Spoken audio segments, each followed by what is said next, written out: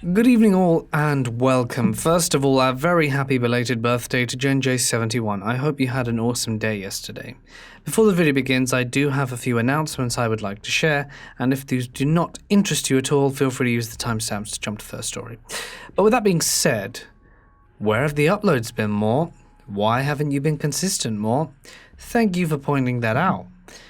You see, my internet is very dead.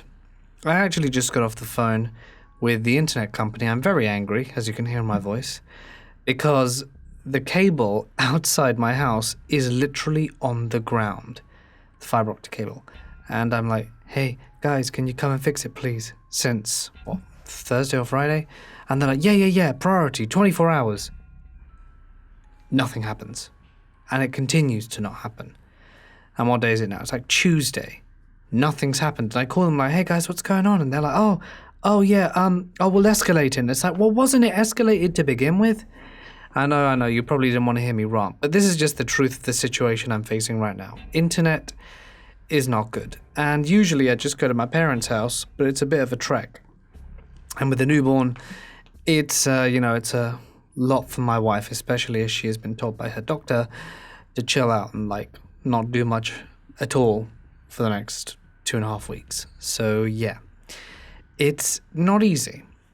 Anyway, I just thought I'd give you a little heads up as to what's going on. I really am going to try and stick to schedule, but I'm not going to lie, it is a challenge. Also, something that I want to bring to your attention is we have launched Ko-fi, or Ko-fi, however you pronounce it. It's a platform where I'm going to be launching digital content every Saturday. Some form of digital thing.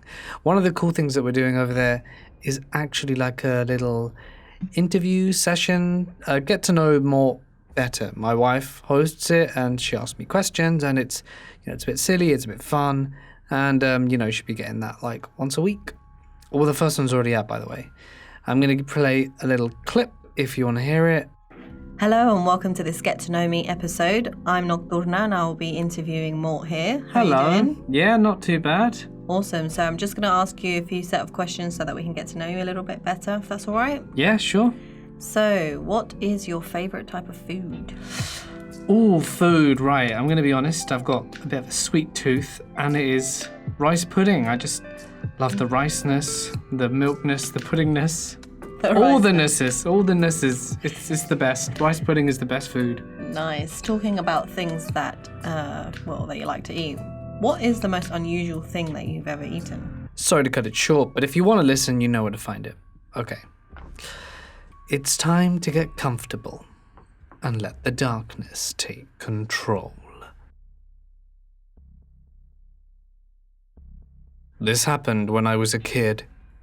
I was laying in my bed, the door to the room right in front of me wide open, and to the left, I could see the room where the front door was. An antique cabinet stood there that my dad had got, when all of a sudden, it began illuminating a white glow. I began to freak out for no reason and began sweating. I knew something weird was about to happen and that I was going to witness something. And about 5 minutes later, laying hot in sweat, I saw it. There was a door in the back of the room, with the front door that was storage. A black, outlined humanoid figure walks out, mildly staticky looking. It took a few steps towards the front door and then stopped. It did a military-like turn to face me, and at this point I'm freaking the hell out, eyes wide. It walks into my room and stops beside my bed. Does one more military turn facing me, and at this point I figured I've got nothing to lose. I nope out of there and ran through the thing, ran upstairs to my parents' bedroom and knocked furiously at the door, waiting for them to let me in. My eyes were focused on the stairs, making sure it wasn't following me, and there was nothing. I ended up sleeping with my parents for the next few nights after that. One of the scariest things that happened to me as a child was that. A short time after the shadow people encounter, I began to settle down, and my thoughts were no longer fearful. I also believe this was during the time I put a dream catcher up that my mother got me. Let me just say that the dream catcher really did the job for years, maybe because I truly believed in it, and my mind worked in its favor. Good old placebo effect. I woke up one morning to my mum yelling down the stairs to get me. It was a school day, and I had a shower. Came back to my room and sat on my bed, sluggish, slipping my school uniform on. This is where it got down. As I was pulling up my socks, I noticed a flash outside my door moving towards the room, with the front door. Not the bright camera type flash, but more like an invisible person walking past super fast. For those of you that played Halo, it looked like someone walking around with the invisibility cloak but really fast. You can still see them, just not entirely. I saw this from the corner of my eye and began freaking out. I went upstairs to eat breakfast, and I remember how scared I was. I sat there staring down at the table as I ate my cereal. My mother asked what was up, and I looked at her with a straight face and said something along the lines of, "I saw a flash by the door downstairs. Something walked past my door." I said it calmly and with a straight face, and now that I look back on it, I must have looked like the classic creepy kid. My mum simply responded, "It's all in your head." I went back to eating, and she went into the laundry room behind the kitchen, and that's when it happened again. I was eating and saw another flash of an invisible person walking past the kitchen door. This time I was paralyzed, as in I stopped chewing and now was staring straight down at the table. They were playing with me, I thought. My mum walks in, stop, sees my reaction, and again I calmly say, "It just did it again, over there," pointing at the kitchen threshold. I tell my mum that something's playing with me and that I'm not imagining things. What really relieved me but freaked me out at the same time was her reply, "I know." It relieved me because she believed me, but then again freaked me out more as she confirmed their existence. About 10 seconds later, we both heard someone walking down the stairs, wooden, so creaking can be heard. It happened very slowly, and I remember thinking to myself that it sounded as if the cover is blown and they were trying to sneak out. My mum and I both looked at each other, and once we heard it stop, she looked around the corner down the stairs. Nothing. And Dad had already left for work. This next story is set in the Philippines, where I've heard many stories from my relatives about paranormal things happening in the house we stayed at. This is something that I've experienced myself. This happened in the second-story living room. This living room was huge, tall ceiling, about 20 by 45 feet worth of room. It was during Christmas time, and we had a tree set up in the middle of the room towards the north side. A large Jesus table on the east side positioned north-south, and there was a television set up on the west side, with a large green velvet couch about 15 feet in front of the TV, and another couch set up sideways to the TV, but backed up against a sliding door to the balcony.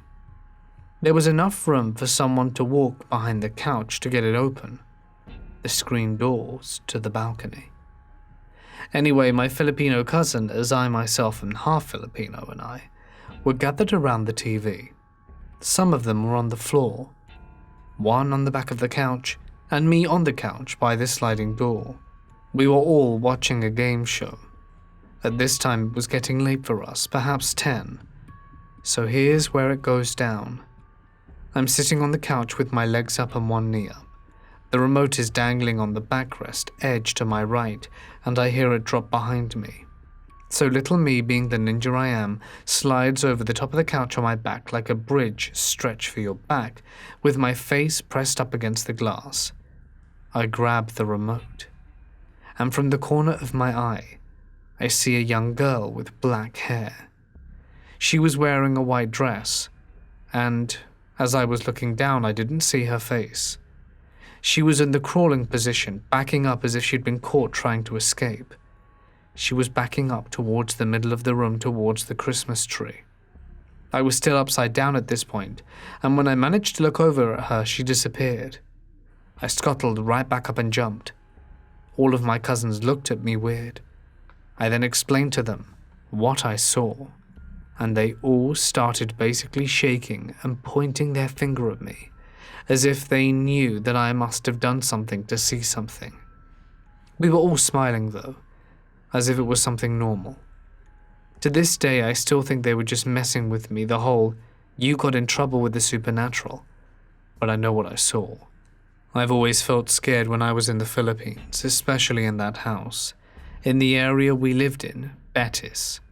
This house was like a mansion. It was opposite some baseball courts, in case anyone knows Betis. If anyone ever goes to the Philippines, ask the locals for supernatural stories. I'd imagine everyone there has experienced something, as all my Filipino relatives and the maids. One maid even ran away because of an encounter. She came back, and I met her one time, but she hates talking about it, unsurprisingly. Years ago, I used to work at a church as the head sound engineer. The bulk of that job required me to be active during the day for church services. Occasionally there would be tasks that could be done whenever I got the chance. One of these tasks was duplicating CDs of sermons for people who would like a copy to listen to at home or in the car. I would get requests for various sermons, sometimes series spanning months, and have to make extra time to fulfill them since it usually took quite a while. And since I am a night owl, oftentimes I would head to the church and take care of these duplication requests in the middle of the night. It never bothered me, and I had a key to get into the church whenever I needed to. On one particular night, I headed into the church sometime around 1 or 2 in the morning. Since I knew the building like the back of my hand, I rarely turned on the lights inside the building. The ambient light from the streetlights would illuminate through the windows just enough so that I could see where I was going. But beyond that building was pitch dark. Now, the way this church was laid out was there was a foyer, which then had doors into the church sanctuary, where the services were held. The sanctuary had a balcony, and on this balcony was the sound booth, where the CD duplicator was located. There is only one door to the balcony, which could be locked from the inside, which was also located in the foyer, with a staircase leading up to it. The balcony is completely open and not separated by glass or anything, and provides a completely unobstructed view of the sanctuary below, the pews, stage, all of it. Acoustically, the room is very good. If someone was on the stage talking, you could easily hear it from the back of the church and balcony. If for some reason you couldn't see what you were listening to, you could easily make out what part of the room the sound was coming from. This comes into play later. When I reached the top of the stairs to the balcony in the sound booth, I turned on a light so I could begin working. Just a single bulb about 15 feet above my head, and I had no need to turn on anything more than that. This was the only light in the entire sanctuary. I know that might seem crazy to some, but this was a building I had spent hundreds of hours in by myself at night, and I felt completely comfortable at the time. I began duplicating CDs, lost in my thoughts, and the peaceful silence of the enormous room. After about an hour or so of silence, a sound abruptly rang out that startled me, about 20 to 30 feet ahead and below of me, in the middle of the pews on the left-hand side. I heard a distinctive clink sound. It was subtle but clear and unmistakable. Over and over, I knew exactly what that sound was. You see, in another part of the church, we had a coffee house of sorts, where people would load up on coffee and donuts every Sunday morning. The coffee was always dispensed in ceramic coffee mugs, literally the most basic mug you can imagine. Your kitchen cupboards are likely full of them. And due to the high volume of these mugs that circulated through the churches, there were always baristas from the coffee house picking them up from around the church to be washed. Oftentimes they would miss mugs, however, and they would lay hidden around the church, as multiple mugs were usually collected in one hand by the handle. Mugs themselves would hit and make that distinctive ceramic clink sound. It became regular background noise before, during, and after services, and after about 10 years of working at this church, it's a sound I knew and recognized very well. But I would be lying if I said I ever consciously thought about that particular sound. So I find myself trying to process why I'm hearing coffee mug clinking together in the middle of the night, in the middle of our church sanctuary in the pitch dark. I stood there peering from the balcony into the darkness below, trying to make sense of it for several minutes before curiosity got the best of me. I had to figure out what was making that sound, so I descend on the stairs into the foyer where the light switches were and flipped them all into the on position. I immediately felt a little better and entered the sanctuary on the ground level. I had pinpointed where the ceramic sound was coming from and where I was on the balcony, but unfortunately now that I was at the source with the lights on, there was nothing to be heard.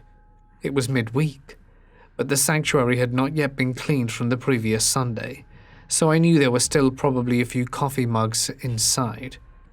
People frequently left them on top pews, underneath them, and everywhere in between. I walked down each row of pews, carefully scanning for mugs. Nothing, knowing there would be likely some on the floor. I got down on my hands and knees in front of the very sanctuary so I could take a peek. From this perspective, I could see underneath every pew and each respective side at once. Sure enough, there were a few mugs scattered throughout the floor, underneath certain pews, and I got up and moved to those specific pews and examined where each mug was. In hindsight, I probably should have picked them up, but I didn't, because technically that's not my job. But I did take note of the most important fact. There were no coffee mugs in close proximity to each other. The closest were 3 or 4 feet from one another, not even remotely close enough to clink. While I couldn't explain the sounds I heard, there was no logical explanation for how those mugs made those sounds. I had no answers, but was satisfied enough to just brush it off and left the sanctuary, turned off the lights at the light switch in the foyer, and returned back up the stairs to the balcony, illuminated by just a single light bulb above me, and consoled by the silence I found myself in once again, as I resumed my task. About 15 minutes passed.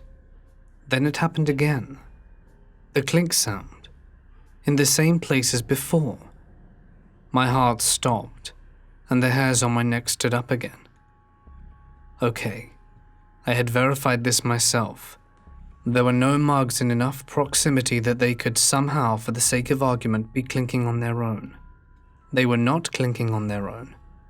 I rushed down the stairs into the foyer and flipped on all the lights again, entering the sanctuary.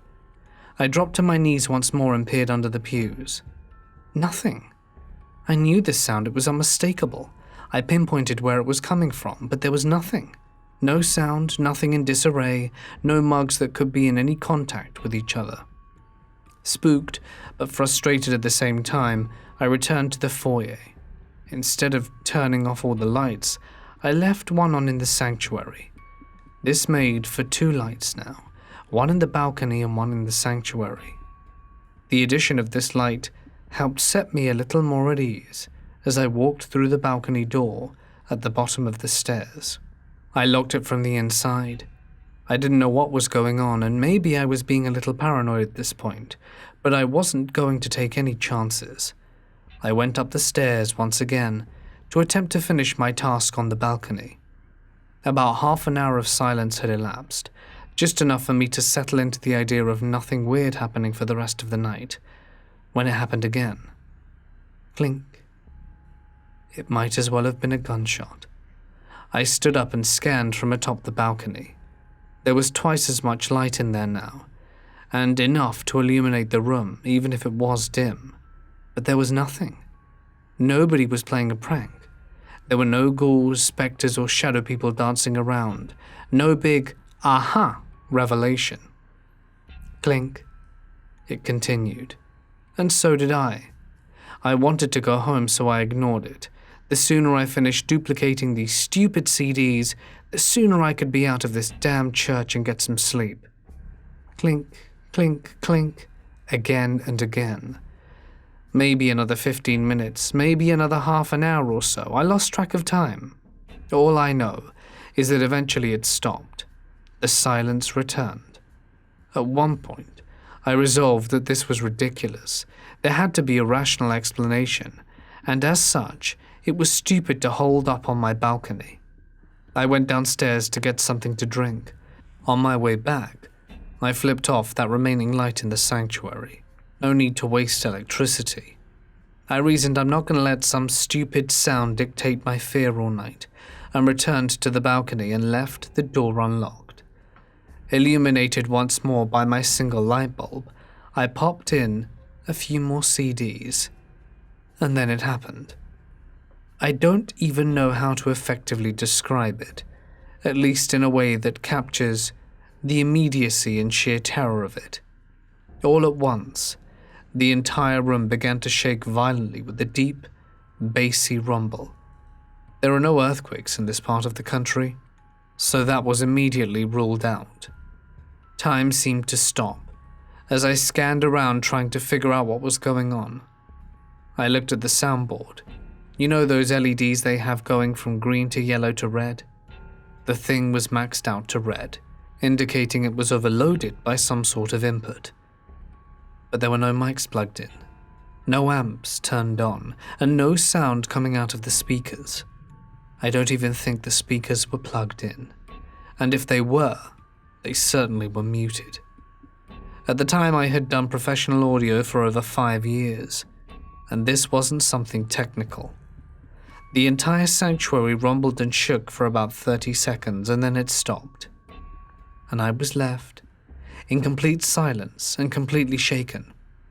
And I bolted out of the church and went home.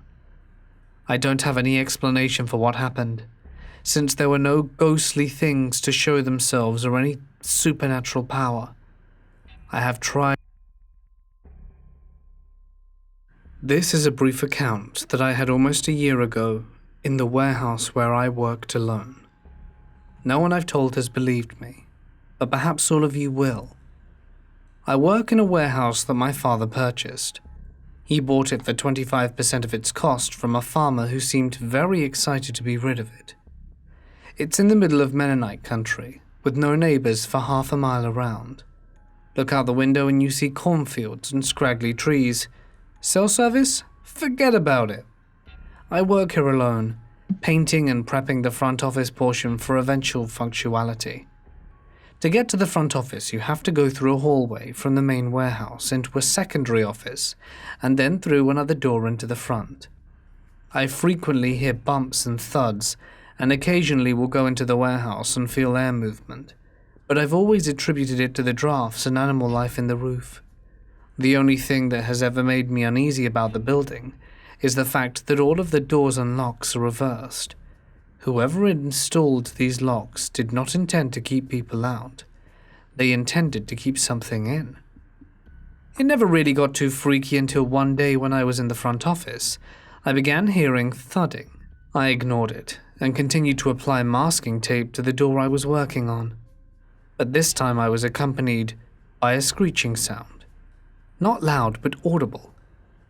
I was freaking out, but convinced myself that it was just a pissed-off raccoon or squirrel that had found its way inside.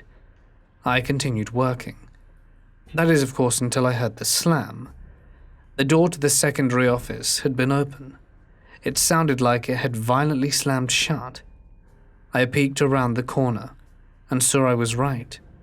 The secondary door was now closed. I had tried to logic it through my head that a strong draft had sucked it closed, although I knew there to be no such draft. The thud began again, close this time, and I've never been able to put a proximity on it, but now it sounded like it was on the right side of the door. I froze, unsure of what was happening, and my eyes locked on the door handle, which began to turn. The door disengaged its latch and slowly swung open, wider, wider, But there was nothing there. Nothing visible, no air movement. Just quiet. So quiet. A quiet that seemed to overwhelm me with its presence. A quiet so thick I couldn't breathe. The quiet was shattered when the screech came again. This time it was clearly human, pained, angered, and emanating from the main warehouse. The door slammed. That entirely broke my frozen, fearful state. I ran. I got into my car and drove until I was within cell range to call my father. He didn't believe anything about the doors closing, but agreed that the building had something weird about it, and told me he'd be right out. Fast forward half an hour. My dad and I met up and drove back to the warehouse. I showed him the door that slammed, showing him how it was separated from both the front door and the main warehouse, so no draft could have closed it. I told him about the thuds, the screeching, and the sudden quiet that overcame the building. He decided we should check the main warehouse. Emboldened by his presence, I led the way. Something you should know about this warehouse. It was formerly a furniture manufacturing place owned by a Mennonite farmer. They made handmade chairs and tables. Because all of the cutting that went on, the floor is thickly coated in dust. We walked into the warehouse and saw nothing out the ordinary. The dust was untouched, the doors were closed, windows were locked, and the only thing out of the ordinary was one of the hanging fluorescent light fixtures. It was hanging askew and swaying slightly. Insisting we take a look and mount it to ensure it didn't break loose, my dad grabbed a stepladder. He supported it while I climbed and grabbed the swinging light. I looked on top of the light and saw a handprint. A single fresh, inhumanly large handprint. No footprints in the dust around the light. No signs of a presence. So I climbed down and switched places with my father, and he saw it too. How could that be? There's been no one here for years, he said. He climbed down and told me he'd been suspicious of someone breaking in and stealing parts from the warehouse light system. He couldn't believe me that this wasn't human, that something wasn't right here. The last thing he said was, "There's nothing here. Next time just go back to work." And then, as if to show its presence, the thud returned. This time it wasn't just a thud, but more of an earthquake, and the entire building felt like it moved. The heartbeat-like thud was then overlaid by the screech, the awful screech. It felt like it was coming from the walls themselves. We ran, and I haven't returned. My father hired someone to finish my job and has since moved into the office. He heard the thudding, but thus far nothing has happened further. What actually happened? I don't know. Nor do I care to know. What I do know is that there is something paranormal in that building, and the man who sold it to us knew it. I'll never forget the sound of that lock turning by itself, and the feeling of the thunderous silence. A month after my grandfather passed away, sometime in April, my husband and I moved to a house that was built in 1930. It was previously owned by an elderly man who in his prime loved his yard and took care of the landscaping. My grandfather in his prime, as well as an award for winning master gardener, had an award for winning roses of all types. He had taught me a few things here and there, and because of him I enjoy working in the yard and making it beautiful. When my husband and I moved into his house, the flowers, grass, bushes and roses were in terrible shape. In front of the walkway leading to the front door connecting to the sidewalk was a trellis with climbing roses covering it. It had potential to be beautiful, but not taken care of in years. I didn't think it would have a chance to look beautiful again. I was determined to fix it. I read books, looked online, etc., and finally one night I had a dream. My grandfather was at my new house teaching me about each type of flower and bush, telling me exactly how to bring the garden back to life, where to clip, where to add plant food, everything. Then we got to the roses and the trellis. He showed me exactly what to do to make it grow. Make the roses climb higher and where to tie the stems to train the vines to grow how I wanted them. The most important instruction he gave me, and told me over and over, was to wait until it had rained for 2 straight days. The next morning I woke up happy, because I had felt like I had just spent the whole day with my grandpa who I missed so much. 2 days after, it straight rained, and I did everything word for word that he told me, and my yard was beautiful.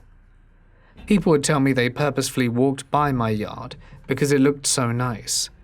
Thanks to my grandfather, he helped a sad yard look beautiful again, and taught me more about the plants and flowers than I ever expected to know. My best friend's aunt died under some fairly mysterious circumstances when we were younger. It took several days for anyone to realize they hadn't heard from her, so her body was left in her house for several days. Fast forward to when I was 15 and she was 17. It was late one night in the summer, and we were hanging out at his house. The 3 of us, myself, my brother and our friend, were discussing the paranormal and similar themes. Brian told us about he was convinced it was all real, because of some stuff he saw happening in his aunt's house a few years earlier. He convinced us to ride down to her old house and check it out, to see if anything creepy had happened. 45 minutes later we arrived at the house. It's been nearly 10 years since anyone has lived there, so everything is choked out by weeds and tall grass. Brian grabs a bag of flashlights and a video camera, and we walk onto the front porch. At this point my brother loses his nerve and goes back to the car. Brian continues, as do I, towards the front door, and I feel it. A cold, freezing, heavy presence in front of the door, even though it was summer in North Carolina at night, and still pushing past 90 degrees. I had goosebumps all over my body, and it took some coercing on Brian's part, but I went inside the house with him. We immediately turn on all the flashlights and he fires up the video camera. He's telling me the story of how he and his dad stayed there for a few weeks after his parents got divorced, and I start to lose my cool. The biggest part of the story was how he woke up in the middle of the night to see a tall silhouette standing in his doorway. Thinking it was his dad, he didn't mind. Then the silhouette turned to leave. He rolls over to go back to sleep, but instead he decides to get up and grab a glass of water. He walks down the hall and sees the silhouette heading into the dad's room. Young Brian decides to follow it, still thinking it's his dad. Instead, he reaches the door to see the shape pressing a pillow over his dad's face, trying to smother him. He yells and turns the light on, and the shape disappears. So at this point, I'm already pretty convinced there's something there. But we press on, and Brian sits down at the kitchen table. He asks his Aunt Linda to let him know if she's still here. And we wait, maybe 30 seconds, and one of the cabinet doors slowly opens. Unconvinced, Brian asks her again to tell him if she's here. The hall closet door slams open, as do 2 more kitchen cabinets. I'm finally done. I grab my flashlight to go, and the storm door out the front of the house slams shut, and my flashlight went out. And that night, I decided there was definitely some truth to it. I didn't believe in the paranormal until after my mother died. I was with her every single day the last 2 years of her life as the cancer took over. We shared so much joy and laughter, even though we knew she was going to die. This allowed us to talk about death a whole lot. I asked her to let me know when she was in heaven and still around. I just didn't think it would really happen. The first thing that happened was electrical. I had an iPhone that bricked back in October. I took it to Apple twice and they told me it was no good. I was mad because I've had iPhones since they were released and never had one completely brick. I was also really upset because it had videos from my mum's birthday and our family vacation. I didn't put it on the cloud and regretted it now more than ever. So I tossed the phone in my desk drawer and bought a new one. Life went on, and I forgot about it. Well, the night of my mum's funeral, I was editing her video to play the next day, and I grew frustrated because I didn't have many good time videos. When about 2 a.m., my phone kept popping up with the little Apple message saying, "Enter your Apple ID." I kept putting in my ID, and then the pop-up came up again. No lie. I did this about 10 times before it all suddenly hit me. I literally said out loud, "There's no way." As I walked into my home office, I pulled open the drawer and sure enough, the dang little phone that bricked 7 months ago was now back to life. I swear on everything I can't make this up. So I was able to get the videos and put them on the cloud, and her video was beautiful. And to this day, the old phone still works. That was just the beginning though.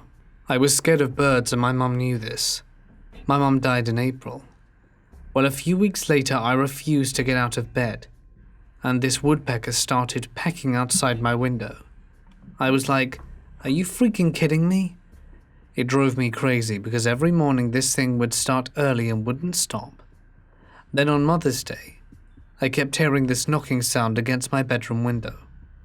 I look out, and all of a sudden these little baby birds popped out of the flower pot. I don't like birds, but I could appreciate the fact that they were babies and it was Mother's Day. I can't explain it, but it made my day seeing new life, and I just knew in my heart they were meant for me. But that was just the beginning. Since then, the same grey dove sits outside literally every single time I walk the dog. I've travelled to work and it never fails. I go outside for a run, and it's there. My skeptical self started to think I was hallucinating or perhaps imagining things, so I began taking pictures of the stuff. I see a red cardinal every day too. God is my witness, I've also found 20 feathers since she's died, and guess what colour they are? I've only found the white ones. The rest are grey dove feathers. I've also had odd visitors. One Friday I was at my lowest point. Finances were hard, and I had no desire to keep moving on, and felt like everyone had disappeared now that she was gone. Anyway, the doorbell rang and it was odd because the dogs never barked. When I opened the door, this maternal Hispanic woman was standing there with a man in a suit. The man said, "We came to tell you that we're sorry that you lost your mum." The moment he said that sentence, tears came flowing down my face. I can't explain how much I need someone to just acknowledge my pain. He asked if he could pray, and explained that the woman didn't speak English. It was the most incredible and surreal moment of my life. Afterwards, they handed me $400 and said that their son owed my dad money, and to give it to him. We were really struggling financially, so I knew my dad would be happy. When he got home, I gave him the money, and my dad looked at me like I was a ghost. He said, "No one owes me any money, and I don't know anyone by that name." To this day, we still have no idea who the strangers were, but from that moment on, our healing really started. Sometimes things happen when you just know there is a higher power orchestrating it all. I was so hard-headed, but I could no longer deny all of these occurrences. I also became really at peace and happy, and just got back to my normal self. It really sped up my healing, and I just knew that my mum was at peace and that one day I'd see her again. One other big moment was when I went to Estes Park, Colorado, last month to hike alone. I was waiting for the shuttle, and there was this YMCA camp going on. I'm talking hundreds of kids everywhere, and I was kind of in a daze and staring into space, when this little girl came up to me. She said, "God told me to bring you this letter." It was so unexpected. I was kind of like, Then she said, "Can I read it to you?" First, she read a scripture that basically said, "Daughter, your faith has healed you. Go in peace and be freed from your suffering." Then, the bottom of the note, it said I was loved and that I'm not alone, and now it's time for me to go and live my life. I will never be able to put into words what this moment was like for me, and how surreal the entire thing was. No one knew I was in Estes Park, and there were literally hundreds of kids everywhere, and this random girl just popped over and happened to give me a note and scripture like that. She was 12 and told me she didn't understand it either. God just told her to write something down and to give it to me. You see, this scripture is about a woman who bled for many years and she touched Jesus and was healed. Why is this significant? Well, before my mum got breast cancer, I had blood cancer, which I battled for many years. Many of my symptoms had returned, and this weighed heavily on my heart. The fear of going through this battle all over again, but this time alone, grappled me. That note meant more to me than anything else I've ever received. It gave me the courage to get my cancer scans because I trusted that my faith healed me, whether it be physically or spiritually. I've never felt more at peace than in that moment. Anyway, those are just a few of the 20 more crazy circumstances that have happened in the last few months. Paranormal activity usually gets a bad name, but it's been far from scary for me. I know there are a lot of people on Reddit who don't like any mention of God or stories like mine, but the truth is the truth and they're real. They happened to me. I'm just honored to be experiencing them because I was afraid of death, and I miss my mum so much. But these little winks she sends me give me great hope, and I'm no longer afraid of death and finishing my life without her. I know life continues on beyond this realm, and it gives me peace. One night when I was in middle school, I was the only one awake in my house. It was 2 a.m. and I was in the basement on the computer. All the TVs were off and I had no music or anything playing, so it was dead quiet. All of a sudden I hear a woman's voice at the top of my stairs by my bedroom door saying, "Hello?" I thought it was my mum even though it sounded nothing like her, so I go, "Hello?" And I hear nothing. So I went upstairs and turned the corner to my stairs to see no one there, and everyone was still asleep. Next story. I was visiting my mum's side of the family down in Virginia because my aunt's mother was incredibly sick and about to die. So as awful as it sounds, we basically went down and waited until she passed. It was around 3 a.m. and my cousins and I were playing an old video game when her parents came down and told us the news that her grandmother had passed. So we went up to bed and talked for a bit, but finally turned off the lights and went to bed. But all of a sudden I felt as if someone was in the room watching us. Out of nowhere I sat up in bed to see a black shadow standing in the corner of the room waving at me. I stared at it for a good 10 minutes until I woke up, telling my cousin that her grandmother was with us. I don't know how I knew it was her, but I just had this feeling. She told me she felt nothing. It still to this day freaks me the hell out. Hey guys, it's Mort here. Thank you so very much for listening. Oh, I hope you enjoyed tonight's video. It really was a bit of a pain to get it out because it wouldn't bloody load. So there you go. Yeah, I really hope the internet gets restored tomorrow. I'm thinking this week's schedule is probably going to be Tuesday, if this video gets released, Thursday and Saturday, the usual comp, and then next week we should be back to our regular programming, if all goes well. So there you go. Yeah, that's it from me. I am exhausted at this point. Leonora had her first vaccines today, and yeah, she cried. That made me sad. But then she pretty much fell back asleep straight away, so that's good. And apparently she's growing pretty well and eating well, so that's all you can ask for, really. She seems to be really healthy, and we're really happy. But yeah, this is me signing off. Huge thanks to all my members, patrons, and coffee supporters. Remember, if you want to check that out, the link is towards the top of the description. It does say coffee, just under where it says support. For now then, guys, stay awesome, and I'll see you in the next one.